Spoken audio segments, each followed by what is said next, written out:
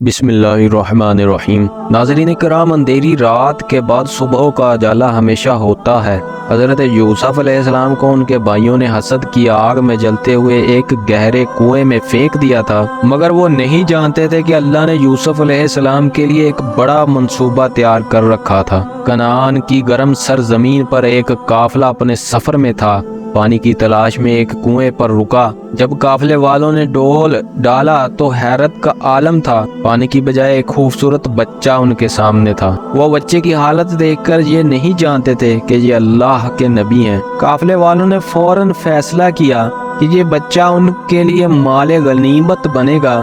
دلوں میں کوئی رحم نہ آیا۔ انہوں نے حضرت یوسف علیہ السلام کو مصر کے بازار میں فروخت کرنے کا ارادہ کیا۔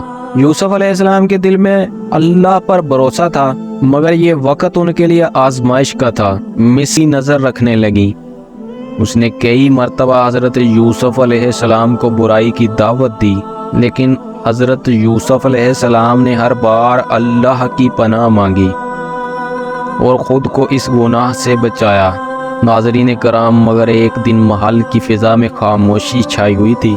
زلیخا کا دل بے چین تھا۔ وہ اپنے محل کے خوبصورت غلام کے تمام دروازے بند کر دیے۔ یوسف علیہ السلام جو ہمیشہ اپنے کام میں مصروف رہتے تھے، اچانک زلیخا کی آواز پر رکے۔ زلیخا ان کے قریب آئی، آنکھوں میں ہوس کا سمندر چھائے ہوئے۔ اس نے اپنی محبت اور چاہت کا اظہار کیا۔ یوسف، آج کوئی نہیں دیکھ رہا، میں تمہیں چاہتی ہوں، تم میری بات مانو۔ یوسف علیہ السلام کے دل میں اللہ کا خوف تھا۔ انہوں نے فوراً پیچھے ہٹتے ہوئے کہا، اللہ کی پناہ، میں ایسا گناہ کیسے کر سکتا ہوں؟ تمہارا شوہر میرا مالک ہے، اس نے مجھے عزت دی، اور سب سے بڑھ کر میرا رب یہ سب دیکھ رہا ہے۔ یوسف کی یہ بات سن کر زلیخا کے چہرے پر غصہ اور جنون کے آثار نمودار ہو گئے۔ اس نے آگے بڑھ کر یوسف کا دامن پکڑ لیا۔